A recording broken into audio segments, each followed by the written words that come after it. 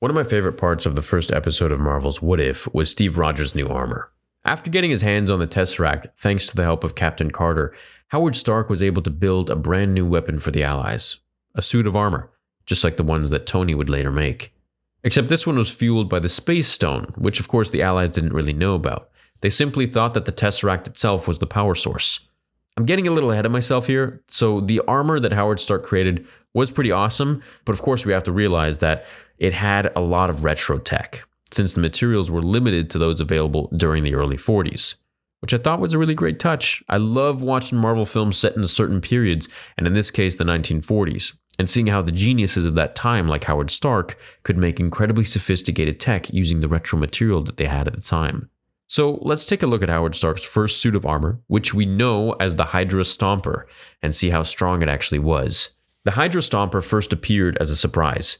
In this episode of What If, Peggy Carter, not Steve Rogers, was the recipient of the Super Soldier Serum, so Steve continued to live life as the small guy that everyone else ignored. Howard Stark recognized this and knew that Rogers would be a great asset for the Allies, so he created a special suit of armor for him. When it first popped up on the screen, you probably immediately noticed the similarities between this and Tony Stark's first design while kidnapped by the terrorist group, the Ten Rings. Both Tony's first armor and Howard's Hydra Stomper are massive, hulking gray contraptions. Unlike Tony's suit, his father was able to use the greatest technology of the time, and also the power of one of the Infinity Stones to juice it up, so besides having similar looks, Howard's was miles better.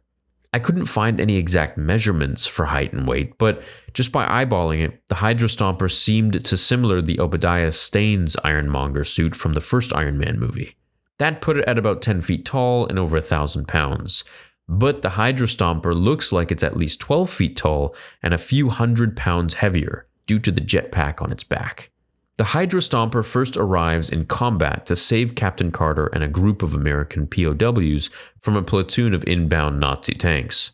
During the fight, the Hydra Stomper was able to brush off direct hits from cannon fire, fry them with Tesseract-powered rays, and crumple a tank's main gun. Each one of these is an impressive feat itself, especially when we compare to Tony. Iron Man's Mark III armor got completely shot out of the sky by a tank in the first Iron Man movie during the Battle of Gulmira. While it fared just as well as Howard Stark's Hydra Stomper, we have to remember that Iron Man's first armor was built in 2008, and Howard's was made in 1944. That's nearly 70 years of a difference between them, which makes Hydra Stomper's earlier achievements all the more impressive. Not only that, in terms of raw power, the Hydra Stomper looks like it's more comparable to the Hulkbuster than any of Iron Man's early suits from Mark 1 to 6. Using hydraulic pistons, the armor was really about to go round for round with the 5-ton tanks. Tony's Mark III suit struggled to lift a simple personal vehicle, although, in all fairness, his suit power levels were almost entirely depleted at the time. The most impressive thing that I saw in this scene was his Tesseract-powered rays. Unlike the Iron Man armors of Tony Stark, which used repulsor blasts, the Hydra Stomper uses the raw power of the Tesseract to create arcs that almost look like Infinity Stone-powered lightning blasts. Based on what we know of the other weapons derived from the Tesseract, like Arnim Zola's cannon Captain America, the first Avenger, the Hydra Stomper's Tesseract rays are way more powerful than anything Iron Man wields. As you'll remember, Zola's cannon was able to completely disintegrate anyone he pointed at. We can safely assume that Steve Rogers wielded the same power or more when he was firing blasts using the Hydra Stomper armor.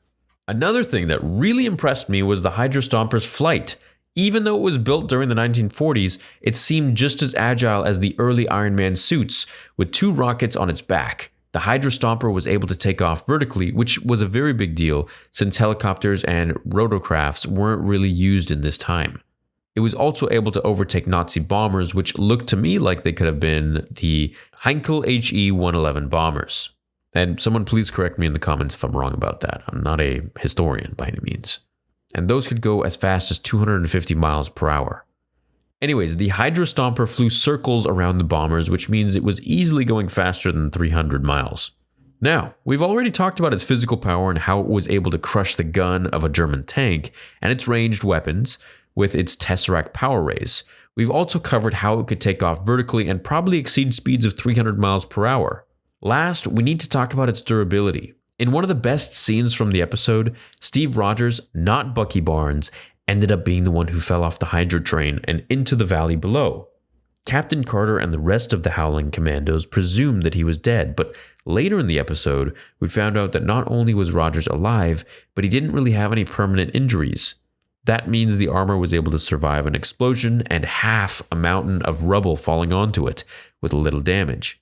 If you remember Iron Man 3, when the Mandarin, or actually Aldrich Killian, ordered the attack on Tony Stark's mansion, the house collapsed on top of Tony while he was inside of his Mark 42 suit. Now, it was completely a different situation than the one Rogers faced, but the debris that struck Tony almost killed him. He was stuck underwater with power running low, and he had to detach part of his suit to survive. On the other hand, Rogers probably didn't walk away from that fall. He was likely discovered by Hydra forces unconscious or otherwise incapacitated and taken back to their base. Even if the Hydra Stomper suit was worse off than Tony's Mark 42 during Iron Man 3, it still is really impressive that it was able to survive a similar fall. Now for me, I think that the Hydra Stomper is going to replace Tony's Mark 1 and Obadiah Stane's Ironmonger suit as my favorite old school looking Iron Man armor. It has that classic look, but it's designed to be the best tech available. And it also doesn't hurt that it looks like the Iron Giant. Thanks for watching this video. Let me know what you think about it in the comments below, and I'll see you in the next one. Until then, remember, with great power comes great responsibility.